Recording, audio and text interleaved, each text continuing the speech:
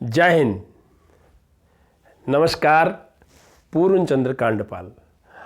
आप थोड़ा बहुत तो मुझे अभी जानने लग गए होंगे, मेरा नाम जानने लग गए होंगे। मैं कोई इतना बड़ा सेलिब्रिटी नहीं हूँ, और पर हाँ, कुछ दिनों से 40 साल से लिख रहा हूँ, 34 किताबें लिखी। अब ये ज़माना बदल गया, वीडियो का आ गया, तो मेरे मित्रों ने ये कहा कि अब किताबें पढ़ने के लोग उतना समय नहीं दे पाते हैं, तो छोटे वीडियो से भी आप अपने दिल की बात कह सकते हैं। बेसिकली मैं हेल्थ एजुकेटर हूँ, रिटायर्ड हूँ, सेना में ड्यूटी कर चुका हूँ, और अब हमें वहाँ बताया गया है कि हमारे देश के हित में, समाज के हित में कुछ न कुछ चर्चा अगर हम कर सकते हैं। जैसे कि मैंने लिखता आया, अब 34 किताबों में 17 किताब कुमाऊनी की हैं, 17 हिंदी की हैं। तो ये लीजिए, फिर इस किताब की आज एक याद आ गई मुझे। ये है जी माटी की महक। जिस माटी में मैंने जन्म लिया, उत्तराखंड में, उसकी महक इस किताब में है। इस किताब में एक लेख है मेरा, खद्दर के कफन में लिपटने की चाह। कैसे लोग होंगे वो, जिनको ये पक्का पता लग गया था अब तो मौत सामने आई गई है। पूछा अंत में तुम्हारी इच्छा क्या है, तो तब उन्होंने कहा हमारी इच्छा है कि मैनचेस्टर में बना हुआ कपड़े का जो कफन है वो हमारे में मत डालना, वो मुझ में मत डालना। मैं सिर्फ चरखे से काता हुआ खद्दर का कफन ही मेरी चिता में चले, मेरे शरीर पर पड़े, वही मेरा कफन बने। यही थी उनकी अंतिम इच्छा, खद्दर के कफन में लिपटने की चाह। ऐसे रहे हैं हमारे उत्तराखंड के लोग जिनकी चर्चा आज नहीं होती। मेरे दिल में बड़ा दर्द होता है उस समय। कब होता है? जब सांस्कृतिक कार्यक्रम होते हैं। कहते उत्तराखंड की सांस्कृतिक कार्यक्रम हो रहा है, सांस्कृतिक कार्यक्रम होता है, गीत होते हैं, अच्छा है, मनोरंजन होता है, अच्छा है, थोड़ा सा एंटरटेनमेंट भी ठीक है, सब बातें चलेंगे, चुटकुले, हास्य सभी चलेगा।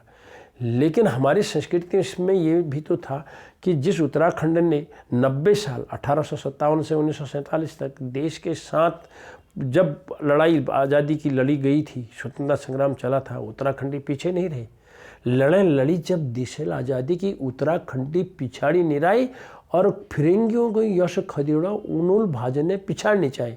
इसका हिंदी में अर्थ है, जब देश ने आज़ादी की लड़ाई लड़ी, उत्तराखंड के लोग पीछे नहीं रहे, फिरंगियों को इस तरह भगाया, उन्होंने भागते हुए कभी पीछे नहीं देखा। तो आज इस खद्दर के कफन में लिपटने की चाह की मैं आपके सामने जो चर्चा कर रहा हूँ, ये वो दौर था 1921 से लेकर 1947 तक आंदोलन चरम पर था। हम लोग पहले आपस में लड़े, आपस में लड़ने के बाद जब आगे बढ़े फिर गोरखों से लड़े, गोरखों से लड़े तो फिर गोरों से लड़े, यानी अंग्रेज़ों से लड़े। उत्तराखंड जो है 9/11/2000 को जो है 27वां राज्य हमारा बन गया।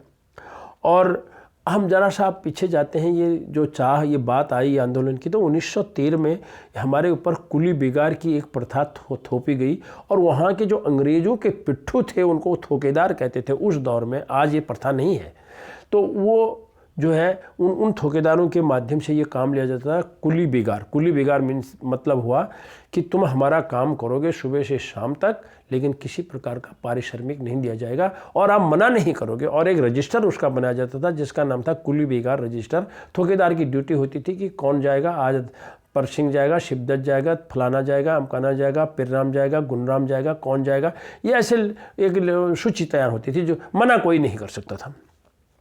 1916 में फिर कुमाऊं परिषद बनी, कई नेता आए, गोविंद बल्लभ पंत उनमें सर्व अग्रगण्य हैं, और जिन्होंने हम जब समाज को देखा तो वहाँ छुआछूत और शिल्पकारों की दशा और ख़राब दिखी। उन्होंने इसको मिटाने की बहुत कोशिश की।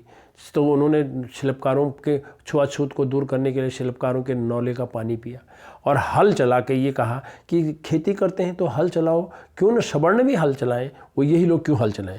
और इसी तरह से 1929 में 22 दिन तक महात्मा गांधी जी भी उत्तराखंड में आए, और वो 15 दिन कौशानी में रहे, वो अल्मोड़ा रहे, और वो ताड़ीखेत में भी रहे, प्रेम विद्यालय में। इस प्रेम विद्यालय में मैं कक्षा 6 में था, तो एक टेस्ट देने के लिए मैं इस प्रेम विद्यालय में गया था।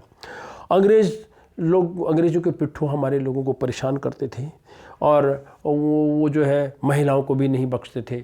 जो भी आंदोलन की बातें करता था अंग्रेजों के विरोध में मुंह खोलता था। बिश्नी देवी शाह नाम की पहली महिला है जो उत्तराखंड की, वो जो जेल में गई थी और फिरंगियों के विरोधी नारे लगाने में आगे चलते हैं। बद्रीदत्त पांडे जी आए तो देशभक्त प्रेस की स्थापना करी, शक्ति अखबार निकाला, उनके साथ भी। और इन्हीं बद्रीदत्त पांडे जी के सामने 1921 में जो है 13 जनवरी, जहाँ तक मैं सच हूँ वो सही बोल रहा हूँ, 13 जनवरी को सरयू और गोमती के संगम में बागेश्वर में कुली बिगाड़ के रजिस्टर बगाए गए और फिर चरखा आंदोलन चला। और फिर अंत में मैं इतना ही कहना चाहता हूँ कि हम लोग जब भी सांस्कृतिक कार्यक्रम करें, इन जिन लोगों ने कहा था कि चरखे कि हम खद्दर के कफन में ही लिपटना चाहते हैं, आप उनकी चर्चा करें, चरखा आंदोलन की चर्चा करें, इस छुआछूत की चर्चा करें। सांस्कृतिक कार्यक्रमों में यदि उत्तराखंड के इस आंदोलन को अगर आप नहीं दिखाएंगे तो दुनिया को कैसे पता चलेगा, हमारी भावी पीढ़ी को कैसे पता चलेगा कि जब देश में स्वतंत्रता का संग्राम चल रहा था तो उत्तराखंडी पीछे नहीं रहे थे। अगर आप सिर्फ उसको नाच गाने तक ही उस कार्यक्रम को रख देंगे तो मित्रों आगे जा कर के भावी पीढ़ी को इस बात का ज्ञान नहीं होगा। इन्हीं शब्दों के साथ जय हिंद।